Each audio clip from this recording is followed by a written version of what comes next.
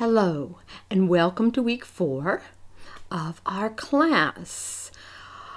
It's all about screencasting, and I can't pretend to be objective about this topic. I happen to feel very strongly that screencasting is emerging as a very important tool in teachers' toolboxes. Particularly, I've had good success with student screencasting, where students build screencasts to engage in and explore and communicate their knowledge about math. So I'm also painfully aware that despite my efforts, we're still running a little bit longer than 3 hours of in-class time, if you will, during the activities that are scripted through these screencasts. So I have shortened once again this week's down to something that I think is doable within a couple of hours, actually. I also wanted to let you know that you have voted for limited head, so I'll go introduce this week, and then my head will be going away for the rest of the screencast. The first thing we're going to do is look at a couple of definitions, and then we're going to look at different examples of screencasts that are being used in mathematics or have to do with mathematical content. The idea is to build your knowledge and expertise of what's possible with screencasts so that you can actually do some screencasts in this course. You don't really learn screencasts by talking about it. You learn screencasting by doing it. And so the section I took out of this week was discussions on flipped learning. We're not giving up on that. I'm just going to roll it into another week's activities. We will be reflecting on one short, quick reading that I have in the reading for this week. And then the bulk of the screencast will really be reviewing the last of the big assignments for this course. Nothing's due next week, but I want to sort of get you into looking at the assignment descriptions and rubrics so that we can iron out any confusion early on. And also get you thinking about it, because you can't put these assignments off to the last minute. So that's it for my head. Let's go on. There's just 3 distinctions I want to make for you, and these distinctions are in no way consistent across the industry. But generally speaking, when people are talking about a podcast, they're talking about something that's audio. So an audio recording that is put out. So most radio shows have podcasts, for instance. When people are talking about a screencast, they're normally talking about activities going on, a computer screen that is being recorded. Now, screencasts can be recorded with or without sound, with music, with voice, as can videos. Now, videos are sort of an umbrella term for any captured pictures with motion. So screencasts are videos, but not all videos would be considered screencasts. And we don't anymore use tape. They are captured digitally for the most part these days. Let's look at our first screencast. In step 1, I have a little short screencast that I'd like you to watch. This screencast doesn't have any audio, so don't worry if you're not hearing anything. You shouldn't. After you have watched the screencast, it's time to do step 1, which is to watch the screencast and then answer questions I have on the screencast. I want to know what equivalent expression was created to make this division problem easier. What was the meaning of the leftover piece? How does this relate to the common algorithm, just invert and multiply? Can you make sense of that rule? So this is just a quick watch and post, and then come back. Now I want you to watch a second screencast on the same subject, dividing fractions. And this screencast is done with a LiveScribe pen. It's actually captured in a PDF format. So you'll have to open up the file that's on the Titanium site, and to play this screencast, it will have audio. So step 2 is to watch the second screencast on dividing fractions and then compare the two screencasts. This was the first screencast I saw of Vi Hart, and I love her screencasts. I've provided 3 of them embedded in a page on Titanium. I'd like you to watch 1, 2, or 3, to pick only one and talk about why you think a teacher who's teaching math should watch this screencast, or why not. After that, I want you to watch her last video I have on this page, which is about how she makes these screencasts. So step 3 is to watch the Vi Hart videos, then post in the forum. For step 4, we're going to respond to the reading. We only have one quick, short reading. It's called Making Mathematics Come Alive with Technology. In this reading, Clemens and Boldin reference 4 roles of technology in teaching and learning mathematics. And what I want you to do is read this, think about the screencast you've been watching, and I want you to answer the question, what roles can screencasting play?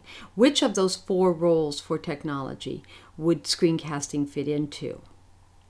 And then step 5 is to take this reading and add a popple for it in our Poplet, which is growing, tying this reading to one or both of the EDSC standards for teachers and or the standards for mathematical practice. So I thought I'd tell you about my process. We're not covering flipped instruction this week. We'll feed it in, but we are covering screencasts and how to do screencasts, and there's a huge overlap there. So I was trying to put together a list of flipping resources on flipped instruction before I decided to pull that section out. And what I did was I go to my Digo library and I search on the tag flipped or flipping, and I start going through and saying, oh, which one should I refer to them, and finding different articles. That's how I find the articles I reference for you. And it came to me that I was enabling helplessness in the same way that I occasionally found myself guilty of in my mathematics class. That what I'm going to suggest you do from now on when you're looking for resources is go to my Digo network. You can access anyone's Digo's network. Go to my library and you just have to search for tags, flip or flipping, and you'll see everything I have actually tagged for flipped instructions. I have left 3 links here on apps and tools for flipping your classroom and web tools that you can use to flip your classroom. We'll revisit these resources, but I think you may find them handy in screencasting. And finally, I've given you some screencasting resources in this quick little week 4 screencast. This is a repeat from week 1. This is a website with links that Kathy Schrox does for screencasting in the classroom. And this is a link here to my live binder from a talk that I gave on student screencasting at both the San Diego Q conference and the San Diego Mathematical Conference. And I put together a set of resources, and then I just present from the live binder. So you're free to go look at either of those as you are looking at screencasting and how to do it and the resources for it.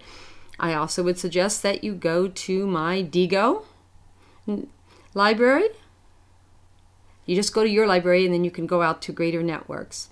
you go to My Digo Library and search My Digo Library for Screencast or Screencasting, and you'll find everything I tag with Screencasting as I come across it, and it's a chunk of resources. Now I'm going to leave the quick little PowerPoint and spend most of our time on the actual website, where we will take a look at the last 3 remaining assignments for this course. I mean, these are the ongoing ones. Nothing will be due next week, but I want you to start looking at these assignments and thinking about them. So here we are, and I'm in student view on our Titanium website. And as I scroll down, we're going to go to week 4.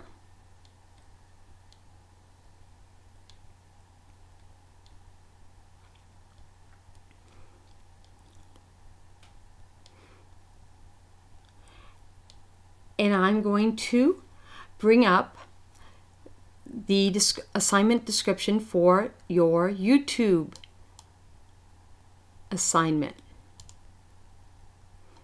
Now, the YouTube assignment is you're going to explore, YouTube has some curated videos in different mathematics topics, and you're going to find one, you're going to work in a group, find one and critique the video.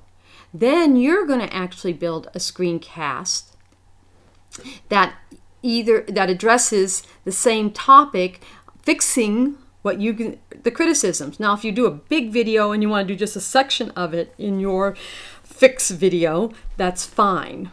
So in this assignment, what you're going to turn in is a document, and each of you will turn it in, but it will be one. You can create it together and then each turn it in. And it's going to have a link to the original video. It's going to have the standard or topic that was covered in the video, your critique of the video, including a description, analysis, and judgment, and then 3 ways that how you would improve the video. I then want a script for the video you prepare, and remember you're working in a group, and a link to the video you produce. Oh, and I skipped over the statement of member contributions. So you're going to also tell me who did what as you work together to produce this whole package. So it's a video you watch, you criticize, then you create a new video and a link to that and a statement of who did what in your group. I would urge you, please, to go to the rubric. So now let's go back.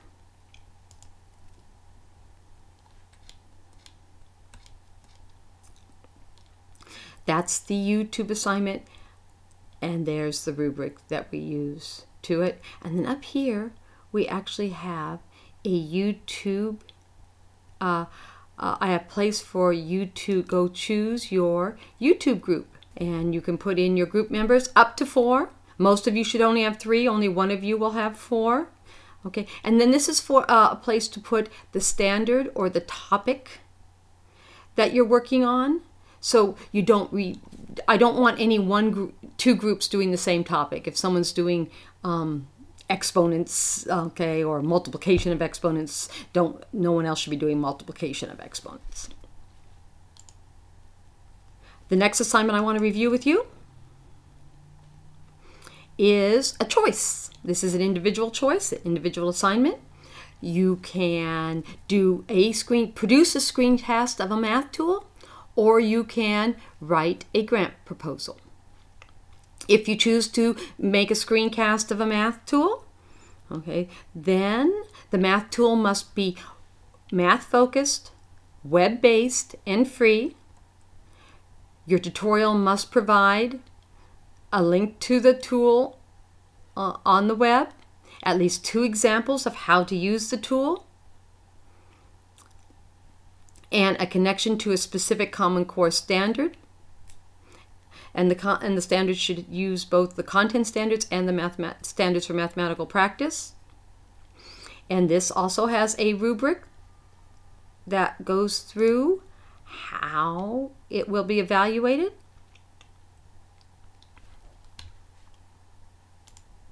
Now, your second choice is a grant proposal, where you are to research and create a grant proposal.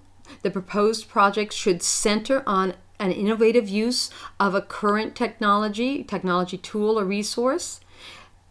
And the use of the technology is likely to give students access to mathematical ideas and thinking. Now, I have linked to a page from NCTM on tips for successful proposals, and I have given you some links to pages down here where you might actually find places you could, proposals that are out there that you could be responding to.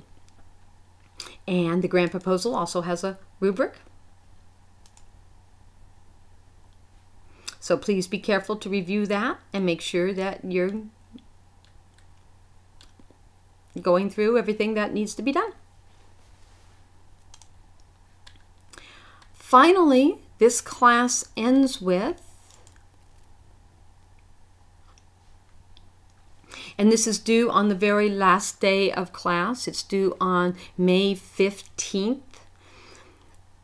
It's an analysis of My Learning ePortfolio.